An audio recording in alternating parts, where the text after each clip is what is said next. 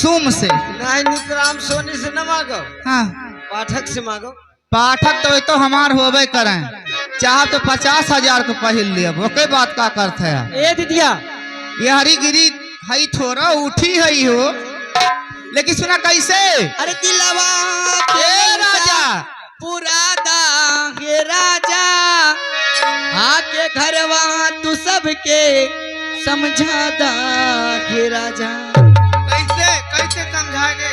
हाँ सुना दीदिया, हे सैया काली साड़ी लादा, ये नहीं खाती ये सैया काली साड़ी लादा कमर में छिप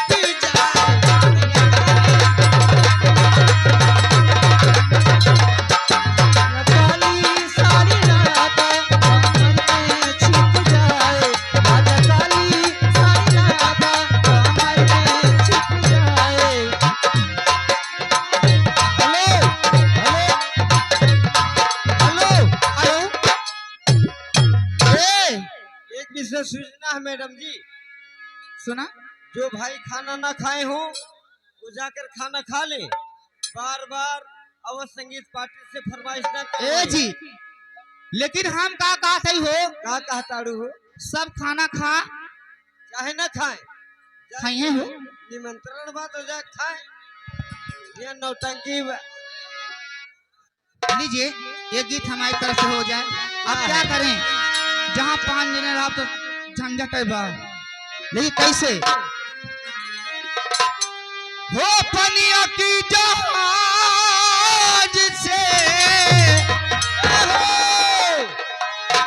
हो पनिया की जहाज से, हे पलटनिया बनिया दुल्हा लेके अइहा हो, हे राजा लेके अइहा हो, हमसे भूरा बंगाल के लेके अइहा।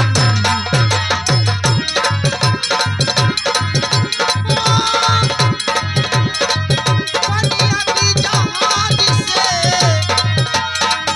पनिया की जहाज से, पलटनिया बनिया पल अइहा हो, राजा ले ले अइहा हो, हमकी दूली पंजाब के।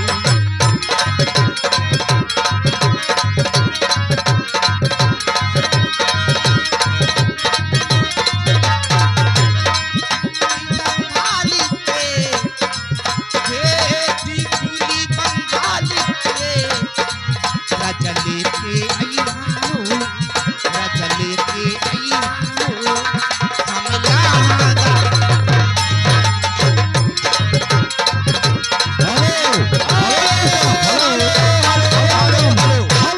हेलो, जो सूरज विषाद बेनीपुर के रहने वाले पुरस्कार दिए थे, उनकी फरमाइश नहीं हुई, मारा राजा तने पंप जवानी जंप करेला। हेलो, ये आ गए आदरणीय बड़े भाई वरिष्ठ कलाकार श्री राजित राम ग्राम सभा सराहरी के निवासी, उनकी तरफ से ये 10 रुपए का पुरस्कार पार्टी की तरफ से अनुमान भाव को हार्दिक स्वागत वंदन अभिनंदन करते हैं। हेलो मैडम, इसी बीच में आ गए हमारे माननीय दीनानाथ।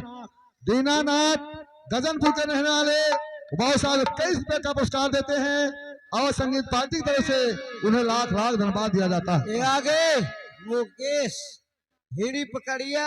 हाँ राजा, तुम्हारे जीजा जी हैं, अरे याद रे, बहुत महाराजा बा। जैसे हम ना कहते हुए कहते ए इनके तरफ से मुकेश, मुकेश जी का हम कह देते गा देता हे रजऊ पातर होई जईबा, काहे हे रजऊ दूबर हो जईबा, एक दिन आतर कई कैला ना तो पातर होई जईबा, हे साउ पातर होई जईबा, पातर कई कैला ना तो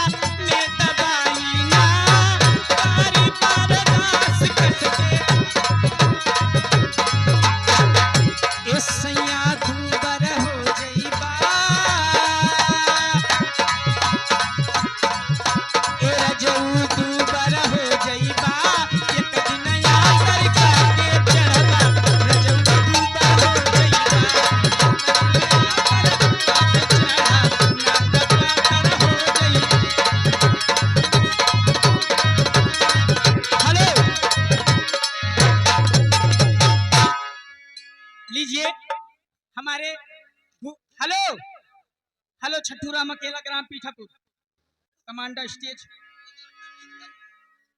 सामने अवनाथ। ए दीदी काला हूँ तू हमरे सुन तो देत रहा पूरी रतिया भाई लेकिन बड़ी बड़का का देती है का हो कैसे देती है दे ई का अब हमार मन ना का बहनी ना मनबा ना चलो साइड हटा जबरदस्ती ना मनबा बताई। हाँ बता अब एक लाइन पे है कहीं मनना नहीं दे दे दे